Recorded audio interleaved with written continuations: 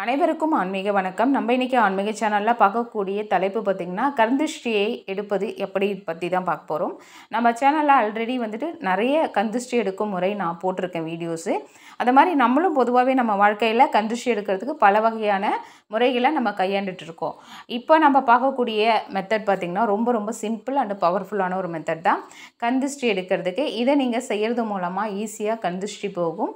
அது மாதிரி இதுக்கு ரொம்ப மெனக்கிட்டு நம்ம நெருப்பு உண்டாக்கணும் அந்த மாதிரிலாம் எதுவும் செய்ய வேணாம். ஜஸ்ட்டு ஈஸியான ஒரு மெத்தடில் பண்ணிக்கலாம்.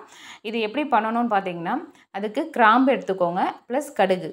சமைக்கக்கூடிய கடுகு இருக்குது இல்லைங்களா, அதுதான். கடுகும் கிராம்பையும் கொஞ்சம் கொஞ்சம் எடுத்துகிட்டு நம்ம உள்ளங்கையில் வச்சுக்கிட்டு, யாருக்கு திஷ்டி எடுக்க போகிறீங்களோ அவங்கள உட்கார வச்சுக்கோங்க. இல்லை உங்கள் குடும்பத்தில் எல்லாருக்கும் எடுக்கிறீங்கன்னா எல்லாரையும் உட்கார வச்சுக்கோங்க. வச்சுட்டு அவங்க எல்லாருடைய தலையையும் சுற்றிக்கோங்க. ஆன்டி கிளாக் வைஸில் சுற்றுங்க. சுற்றிட்டு 3 முறை சுற்றணும்.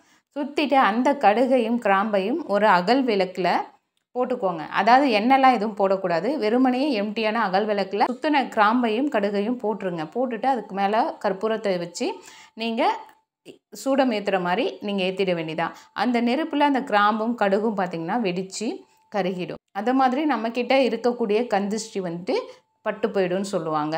ஸோ இந்த முறை பார்த்திங்கன்னா மிக மிக எளிமையான ஒரு முறை.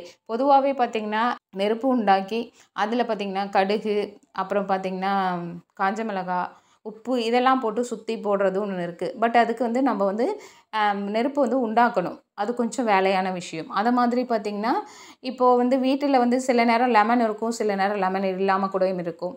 அதில் சுற்றுறப்போ இது நம்ம வீட்டில் கண்டிப்பாக இருக்கக்கூடிய ஒரு பொருள் தான். பூஜை அறைன்னா கண்டிப்பாக சூடம் நம்ம வீட்டில் வச்சுருப்போம்.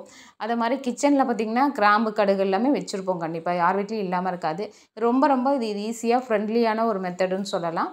இதை மாதிரி நீங்கள் திஷ்டி சுற்றுனீங்கன்னா கண்டிப்பாக உங்கள்கிட்ட இருக்கக்கூடிய நெகட்டிவ் எனர்ஜி, கண்திஷ்டி எல்லாமே போயிட்டு உங்களுக்கு நல்ல ஒரு பாசிட்டிவான எனர்ஜி உண்டாவதை நீங்கள் பார்க்கலாம். இது ரெகுலராக செவ்வாய்க்கிழமை இல்லை வெள்ளிக்கிழமை இல்லை ஞாயிற்றுக்கிழமையில் நீங்கள் செய்து பாருங்கள். ரொம்ப ரொம்ப பவர்ஃபுல்லான ஒரு மெத்தட். மெயினாக செவ்வாய்க்கிழமையில் செய்யுங்க இந்த மெத்தடை. இந்த வீடியோவில் சொன்ன இந்த இன்ஃபர்மேஷனும் உங்களுக்கு யூஸ்ஃபுல்லாக இருந்திருக்கும்னு நினைக்கிறேன். இந்த வீடியோ பிடிச்சிருந்துச்சுன்னா லைக் பண்ணுங்கள், ஷேர் பண்ணுங்கள், கமெண்ட் பண்ணுங்கள். இவ்வளோ நேரம் பொறுமையாக பார்த்ததுக்கு நன்றி. நற்பவி நற்பவி நற்பவி.